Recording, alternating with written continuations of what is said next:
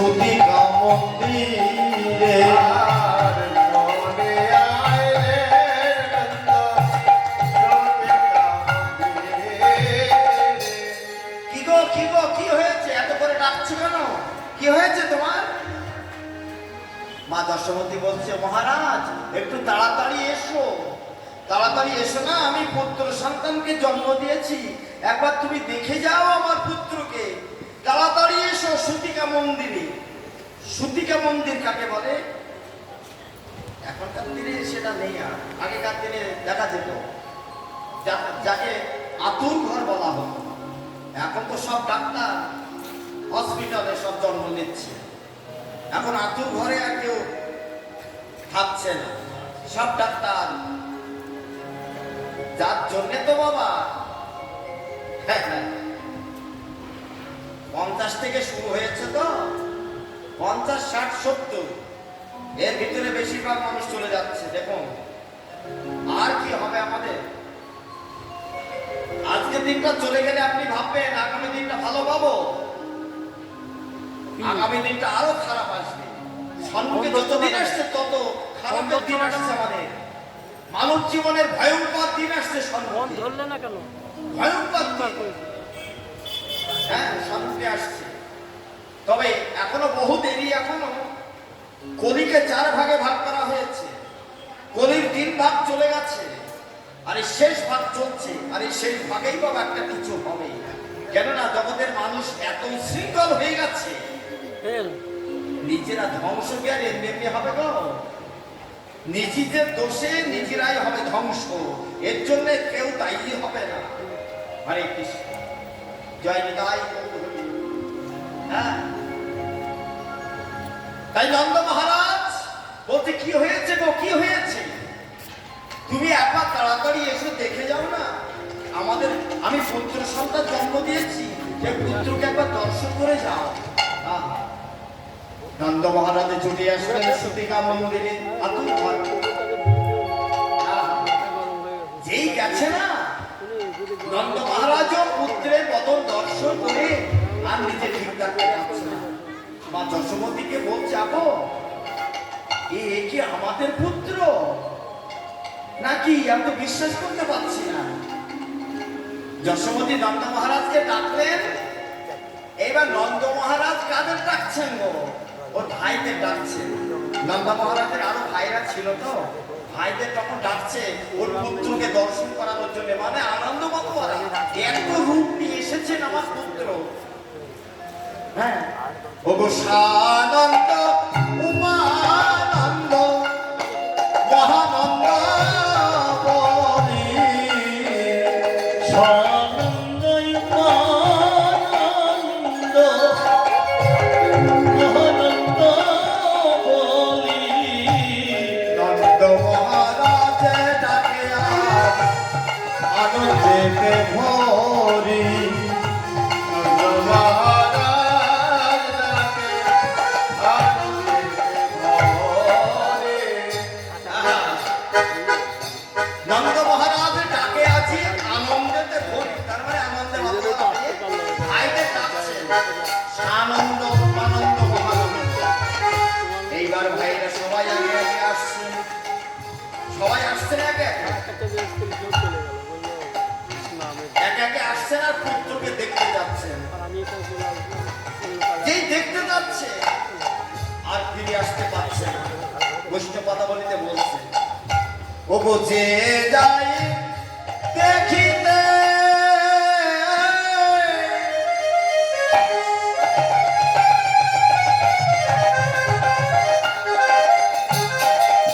সে ফিরে নাহি আসে,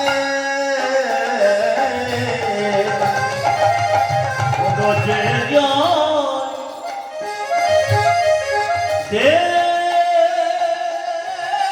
দেখিতে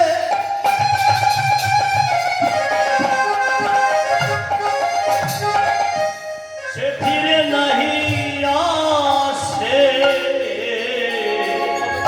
জগন্নাথ দাসের আজি ধৈর্য জনা ধরে,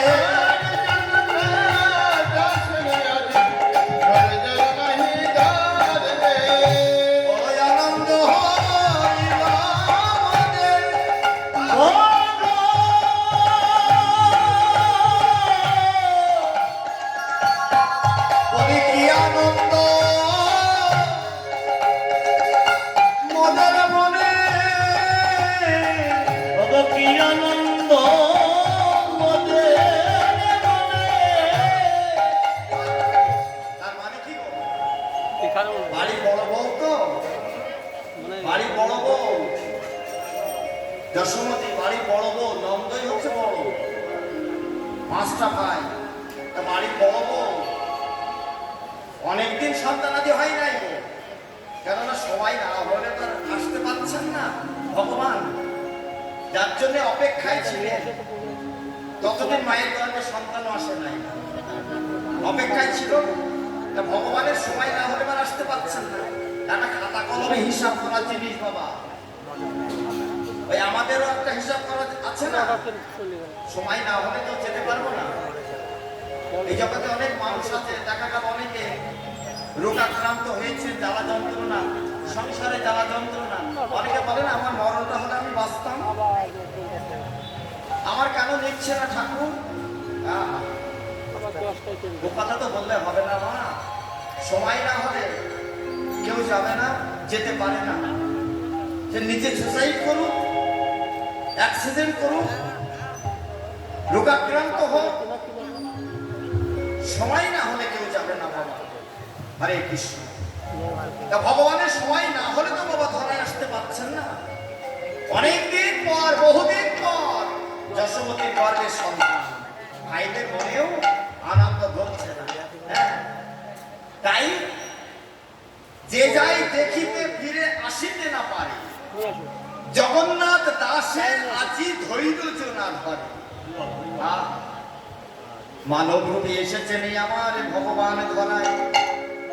হ্যাঁ, এইবার মা যশোমতী নন্দ মহারাজকে ডাকছে, ও মহারাজ, মহারাজ একটা কথা শুনো না।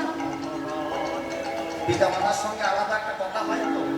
তা যশোমতী ডাকছে নন্দ মহারাজ, মহারাজ, মহারাজ শোনো না। নয়ন চক্রবর্তী, বগুড়া। শোনো না, একটা কথা বলি। কেননা আমার পুত্র যে এত রূপ নিয়ে এসেছে, আমি তো বিশ্বাস করতে পারছি না যে আমার পুত্র এত রূপ নিয়ে এসেছে। ও মহারাজ, আমি না শুনেছি ছেলে হোক মেয়ে হোক যদি অতিরিক্ত রূপ নিয়ে আসে না, সে নাকি বাবা মায়ের কাছে বেশি দিন থাকে না, সে চলে যায়। নন্দ মহারাজ বলছে, আরে ওসব ওসব বাদ দাও তো, কে কি বলেছে ওসব কথা ধরতে পারে হয়? ওসব কথা বাদ দাও, ওসব প্রচলন কথা সব বাদ দাও, ওসব ধরলে হয় না। কিন্তু যশোমতী মা আমার যেই বলেছেন যে অতিরিক্ত রূপ নিয়ে আসলে পারে সেই পুত্র নাকি বেশি দিন থাকে না মায়ের কাছে, সে নাকি চলে যায়। কিন্তু অন্তর্যামী ভগবান কৃষ্ণ তিনি অন্তর থেকে মা যশোমতীকে বলছে, মাগো, বাবু তোমার কথাই সত্য হবে, তোমার কথা সত্য হবে মা। আমি তোমার কাছে বেশি দিন থাকতে আসি নাই মা।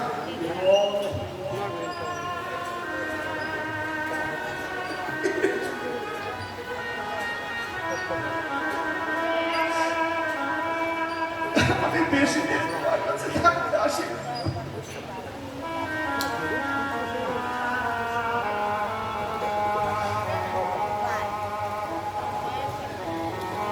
একদিন তোমাকে ছেড়ে আমি চলে যাব।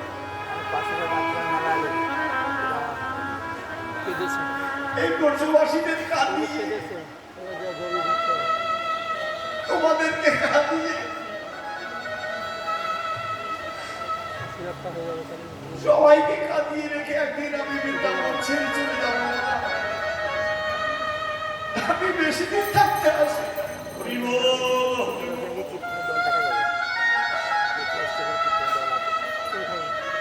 ওমা, তুমি যে একটা কথা বলতে, অতিরিক্ত রূপ নিয়ে আসলে পুত্র বেশি দিন থাকে না। কিন্তু বাবু, আমি তোমার কাছে কামনা করি মাগো, মাগো,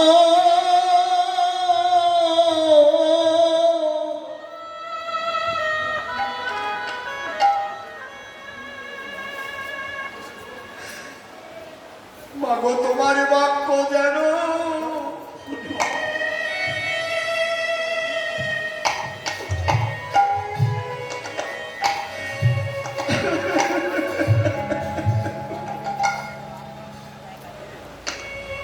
সত্য হইব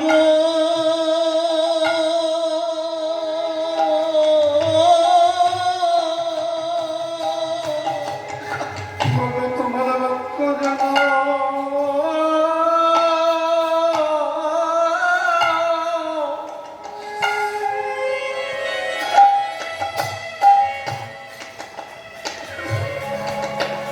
সত্য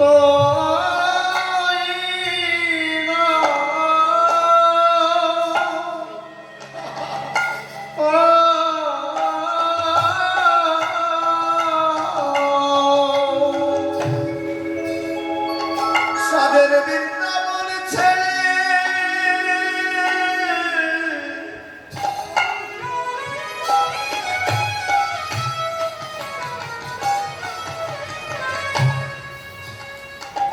আমি যখন একদিন যেতে পারি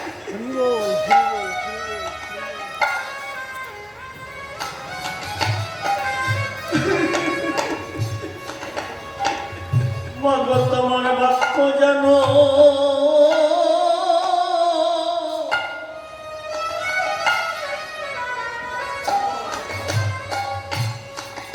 সত্য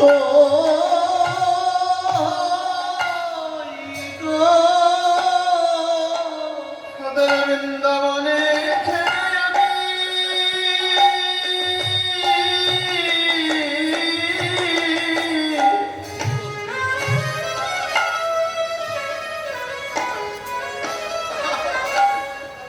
সাদের বৃন্দাবনে ছেড়ে আমি যেন যেতে পারি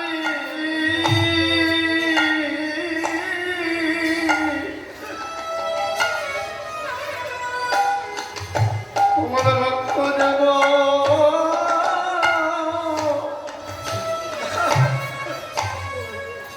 সঠিক হইয়া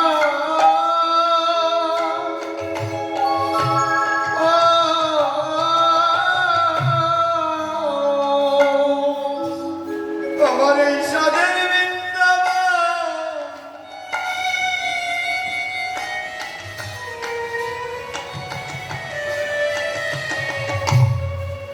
সাদের বৃন্দাবনে ছেড়ে যাবে আমি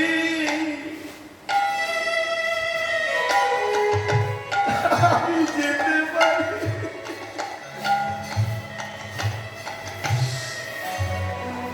বলি এই বাসনা ওগো আমার মনে এই বৃন্দাবনে ছেড়ে যেন আমি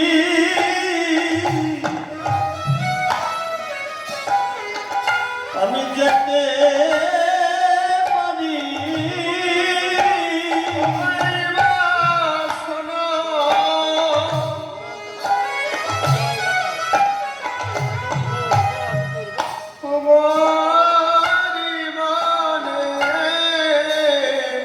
সাধের বৃন্দাবন ছেড়ে আমি যেতে পারি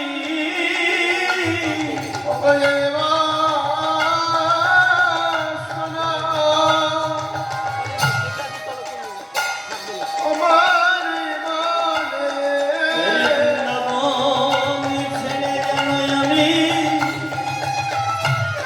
যেতে পারি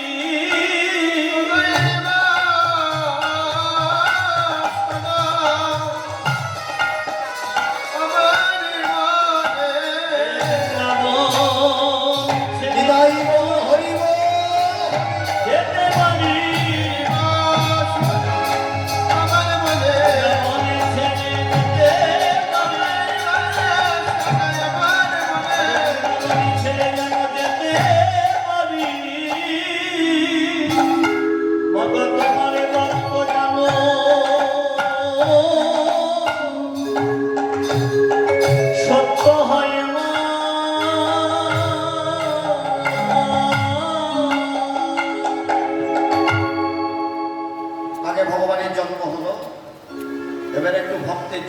তার সাথে করব রাধার জন্ম। তবে রাধারানী সেও ভাদ্র মাস, তিথিটাও অষ্টমী। কৃষ্ণের ছিল কৃষ্ণাষ্টমী আর রাধার হচ্ছে শুক্লাষ্টমী। শুক্লাষ্টমী তিথি। হ্যাঁ, সেই সময় একই সময় তিথিটা কৃষ্ণপক্ষ আর শুক্লপক্ষ, মাস হচ্ছে সেই ভাদ্র মাস। তাই বৈষ্ণব পদাবলিতে বলছে কি, ওগো ভাদ্রে শুক্লাষ্টমী তিথি বিশাখা নক্ষত্র তিথি। শুক্লাষ্টমী তিথি বিশাখা নক্ষত্র তিথি বলে শ্রীমতী জনম সেই কালে গো, শ্রীমতী জনম সেই কালে। শ্রীমতী জনম সেই কালে গো,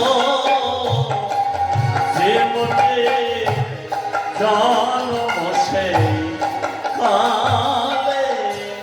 সময়টা ছিল ওগো মধ্যদিন কত রবি, ওগো দেখিয়া পাবি না ছবি।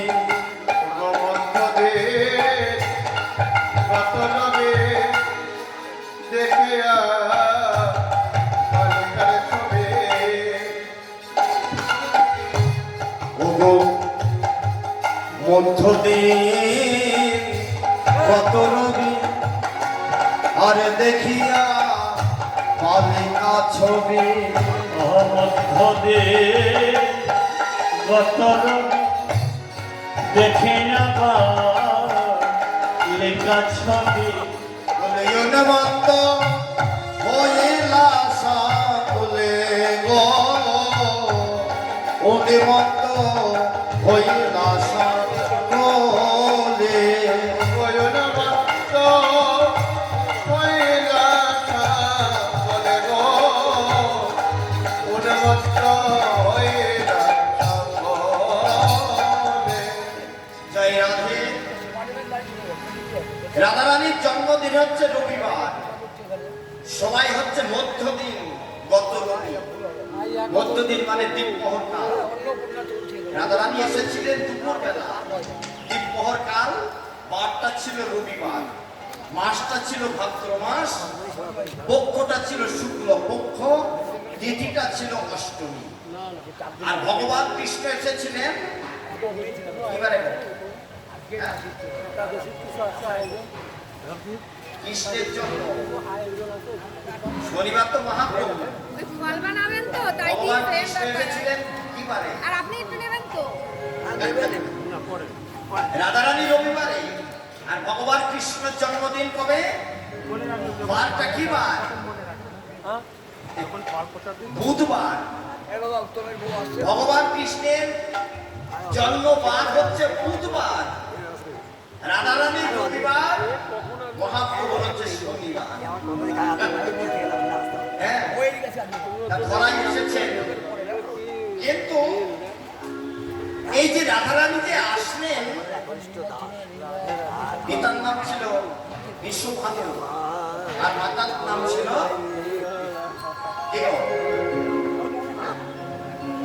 কীর্তিদা, মা কীর্তিদা, আর পিতার নাম হচ্ছে বিশ্বভানু। হ্যাঁ, ব্যাপার হচ্ছে ভগবান কৃষ্ণ এসেছিলেন কি জন্যে, আর রাধা কীর্তিদার গর্ভে এসেছে কি জন্যে। এসব কথা বলতে গেলে আবার অনেক সময় দরকার হয়। বিশ্বভানুর কন্যা হয়ে এসেছেন রাধা। কেননা এই বিশ্বভানু আগের জন্মে, এরা তো সূর্য বংশ, তো সূর্য থেকে সৃষ্টি হয়েছে ভানু বংশ। সূর্যের এক নাম হচ্ছে ভানু, এরা ভানু বংশ। তাই আগের জন্মে যে সূর্যদেব এই সূর্যদেব ভগবানের কাছে গিয়েছিলেন, যাওয়ার পরে ভগবান সকলে বর দান করছেন সেই দিন আমার সূর্যদেব এক পাশে দাঁড়িয়ে আছে। সবার দান যখন দেওয়া হয়ে গেল, ভগবান সূর্যদেবের কাছে গিয়ে বললেন, সূর্যদেব তুমি দাঁড়িয়ে আছো, তুমি বর চাও, বর চাচ্ছ না কেন? তোমার মনের আশা কি? বলো তোমার মনের বাসনাটা কি, বলো একবার। সূর্যদেব বলেছিল, প্রভু আমি অন্য কোনো কিছু দান চাইবো না তোমার কাছে। আমি কি দান চাইবো জানো? এই যত ভক্ত এসেছিল কত কিছু তোমার কাছে চাইবো, কিন্তু আমি যা চাইবো কোন ভক্ত যা না চেয়েছে তাই চাইবো আমি তোমার কাছে। ভগবান বললেন, বলো তুমি কি চাইবে, বলো না। না কি ভাবছো আমি দিতে পারবো না? শোনো সূর্যদেব, আমি কিন্তু ষড় ঐশ্বর্যের অধীশ্বর ভগবান কৃষ্ণ। ষড় ঐশ্বর্য তার মানে 6টা ঐশ্বর্যের অধীশ্বর আমি ভগবান। আর এই 6টা ঐশ্বর্যের অধীশ্বর না হতে পারলে সে ভগবান হতে পারবে না। 6টা ঐশ্বর্য কি কি? সর্বপ্রথমে হচ্ছে বাবা সৌন্দর্য। আগে সৌন্দর্য দরকার। কেন সৌন্দর্য দরকার বলবো নাকি মায়েরা? আগে সৌন্দর্য কেন দরকার বলবো একটু? এই আমার কথা বলছি, সৌন্দর্য কেন দরকার দেখো। যেখানে অচেনা অজানা জায়গায় যদি বায়না হয়, সেখানে যদি কীর্তন গাইতে যায়, কমিটিকেও যদি জিজ্ঞাসা করে, আর ভাইদের জিজ্ঞাসা করবে, ওরা আমাকে দেখিয়ে দেবে। আর তখন এমন প্রমাণও আছে, এমন প্রমাণও আছে ভক্তের বদলটা শুকিয়ে যায়, আমাকে দেখবে। মনে মনে চিন্তা করে ইনি গাইবেন কীর্তন। দেখো আগে সৌন্দর্য দরকার। সে কীর্তনটাও যাই গাই না কেন, দর্শনধারীতে অনেক কেটে যায়, তাই না তোমার? কীর্তন ভালো মন্দ যাই হোক, রূপ থাকলে পারে অনেকটা কেটে যাবে, যা বলবে তাই ভালো লাগবে। তা আগে দরকার বাবা সৌন্দর্য। ভগবানের আগে সৌন্দর্য মানে রূপ, সৌন্দর্য, ঐশ্বর্য, যশ, তিনটে গেল না? সৌন্দর্য, ঐশ্বর্য, বীর্য, তিনটে গেল, যশ, জ্ঞান, বৈরাগ্য। এই যে 6টা ঐশ্বর্য, এই 6টা ঐশ্বর্যের অধীশ্বর না হতে পারলে সে ভগবান হতে পারবে না। ভগবান বললেন, সূর্যদেব তুমি এমন কি চাইবে যে আমি তোমাকে দিতে পারবো না? হ্যাঁ বলো কি চাইবে? সূর্যদেব বলেছিল, ঠাকুর তোমার যে প্রিয় সে যে রাধা রানী, ওই রাধা রানীকে নিয়ে তুমি যে রাসলীলা করেছিলে না, কখনো বক্ষে আলিঙ্গন দিয়েছ, কখনো কোলে করে নৃত্য করেছ, কখনো বদন চুম্বন দিয়েছ। আমি তোমার এই রাধাকে আলিঙ্গন দিতে চাই, চুম্বন দিতে চাই, আপন বক্ষে ধরতে চাই। ভগবান চিন্তা করছে তাই চেয়েছে যখন, তখন আমাকে দিতেই হবে। তবে সূর্যদেবের যে মনের বাসনা সেটা তো কোনোদিনই হবে না, সে কোনোদিনই পূর্ণ হবে না। তার কারণ জগতের মাঝে রাধা আর কৃষ্ণ, এই যে দুটো নাম, রাধা আছে কৃষ্ণের জন্য আর কৃষ্ণ আছে রাধার জন্য। এর মাঝখানে তো আবার কেউ ঢুকতে পারবে না। কেউ পারবে? এই জগতের মাঝে কোন পুরুষের শক্তি আছে রাধাকে রক্ষা করার? না কোনো নারী আছে যে আমার কৃষ্ণকে রক্ষা করতে পারে? কেউ নাই। অতএব রাধা আছে কৃষ্ণের জন্য, কৃষ্ণ আছে রাধার জন্য। সূর্যদেবের কথা তো দিতে হবে। ভগবান বলেন, যাও সূর্যদেব, তোমার বাসনা পূর্ণ হবে, যাও। তবে এই জন্মে তো নয়, পরের জন্মে।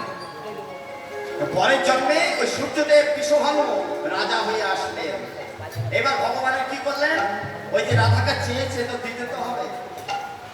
চতুরের শিরোমণি যেভাবে চেয়েছিলেন সেভাবে পেলেন না, তবে পাঠালেন ওর ঘরে ওই বিশ্বভানু কন্যা রূপে।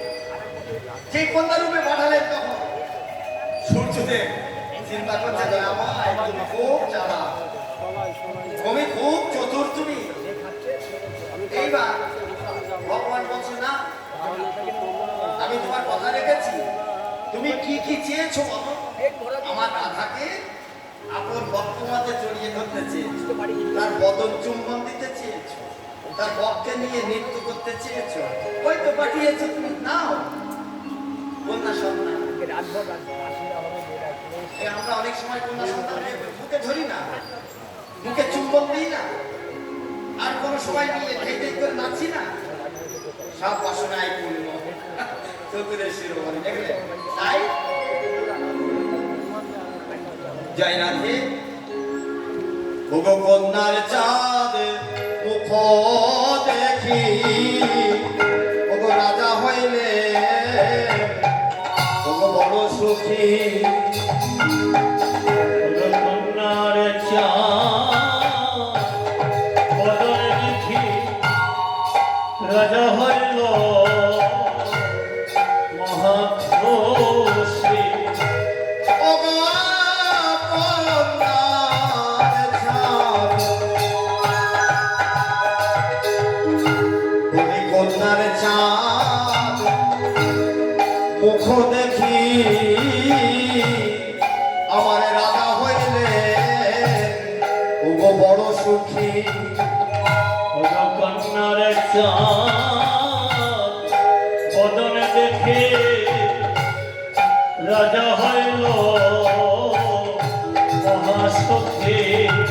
গোদান দেয় ব্রাহ্মণ সকলে গো, এবারে দানে দেয় ব্রাহ্মণ সকলে। বলে জানিতে ব্রহ্মকথা বলে গো, ও তান্তে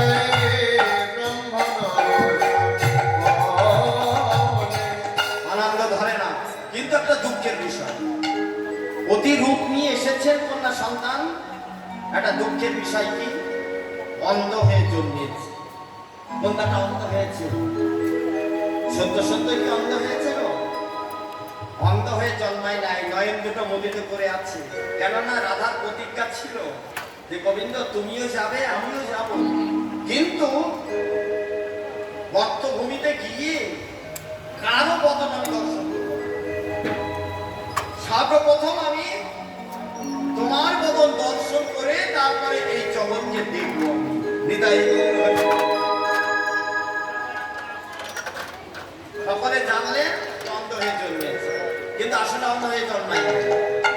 মা যশোমতী জানতে পারলেন, রোহিণীকে ডেকে এনে গোপালকে কোলে করে নিয়ে রাধাকে দেখতে এসেছে। এত রূপ নিয়ে এসেছে কিন্তু অন্ধ হয়ে জন্মেছে। নিয়ে আসলে নিয়ে এসে যশোমতী ভয় পাচ্ছে, গোপালকে ছেড়ে দিলে যদি ওই রাধার কাছে চলে যায়, আর আমার গোপালের যদি কিছু হয়, এ জ্ঞান তো নাই যে আমার গোপাল ভগবান, গোপাল আমার ছেলে। যেতে দিচ্ছে না। রোহিণী দিদিকে ডেকে বলছে, দিদি তুমি আগে দেখে এসো, তারপর আমি পরে যাচ্ছি। তুমি দেখে এসো, এসে আমার গোপালকে ধরবে, তারপর আমি দেখতে যাব। এবার গোপাল তো ছটফট করছে, ছটফট করতে করতে মায়ের গলায় ছিল গজপতির হাত। এবার হ্যাঁ কাটানো দিয়েছেন টান, আর মায়ের গজপতি গুলো ছিটিয়ে গেল। যে ছিটিয়ে গেল, মা আবার গোপালের ওই দিকে আর মতি নাই, মায়ের মতি চলে গেল গজপতির দিকে। এত চঞ্চল ছেলে রে বাবা, ছেলে দেখেছি এমন ছেলে যেন কারো না হয়, হবেও না আর হবেও না। বস গোপালকে বসিয়ে দিয়ে তাড়াতাড়ি মন্দির উপরাতে লাগলেন। আমার বলি দিদি দিদি সুতিকা মন্দিরে গোপাল সুযোগ পেয়ে গেল, গিয়ে রাধারানীর কাছে গিয়ে বললাম, কি এসেছ? তা শুনলাম নাকি অন্ধ হয়ে জন্মেছে তুমি। গোবিন্দের কাছে বললেন রাধারানী, গোবিন্দ আমি অন্ধ হয়ে জন্মাই নাই, আমার প্রতিজ্ঞা আগে তোমার বদন দর্শন করে তারপরে জগৎ দর্শন করবো আমি। ও তাই নাকি? বললেন হ্যাঁ। এবার গোবিন্দ গোপাল রাধারানী দুই নয়নে হাত বুলিয়ে দিলেন। হ্যাঁ, যেই দিলেন রাধারানী নয়নে আর গোবিন্দের নয়নে, বলি নয়নে নয়নে মিলন হলো।